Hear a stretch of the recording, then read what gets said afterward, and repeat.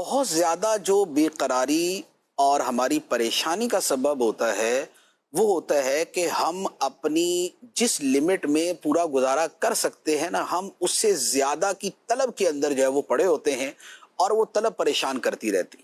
قناعت آ جائے کہ جو ہے آدمی اس پر مطمئن ہونے کی کوشش کرے اور اللہ کی رضا پہ راضی رہے، تو شاید پریشانیوں کا 90% حصہ اسی سے ختم ہو جاتا ہے۔ الحمدللہ دو افراد کے حالات ایک جیسے ہوتے ہیں، ایک آدمی پریشانی سے رو رہا ہوتا ہے، دوسرے کو کچھ بھی نہیں ہوتا، وہ آرام سے بیٹھا ہوتا ہے۔ کیوں؟ اس لیے کہ وہ قناعت کر کے بیٹھا ہوتا ہے۔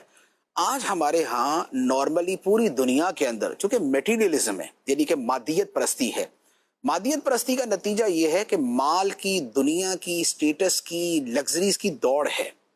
اس کا ایسا سوٹ ہے تو میرا بھی ایسا ہونا چاہیے، اس کے بچوں کا ایسا ہے تو میرے بچوں کا بھی ایسا ہونا چاہیے، اس کا گھر ایسا ہے تو میرا بھی ایسا ہونا چاہیے، اس کی گاڑی ایسی ہے تو میری بھی ایسی ہونی چاہیے۔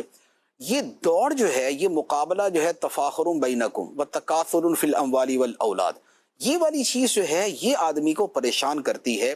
جبکہ اس کے مقابلے میں قناعت ہو تو قناعت والے کا وہی ہوتا ہے کہ وہ بادشاہ کے محل کے نیچے سوکھی روٹی کھا کے بڑے مزے سے سو جاتا ہے، اور بادشاہ لاکھوں کروڑوں اربوں روپے رکھنے کے باوجود پہرہ داروں اور گارڈز کے جو ہے وہ حصار کے اندر بھی اسے پرسکون قسم کے آرام دہ بیڈ کے اوپر بھی نیند نہیں آ رہی ہوتی۔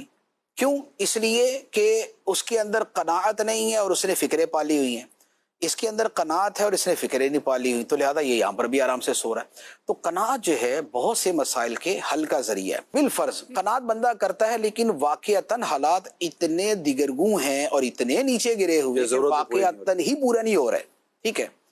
تو اب یا تو اب اس کے آگے ان کی ایک تعداد ہے، ان کی ایک تعداد، ٹھیک ہے، یہاں کا معاملہ پھر صبر کا ہی رہتا ہے، جی ٹھیک ہے، اور یہاں صبر کے سوا پھر کوئی چارہ نہیں ہوتا۔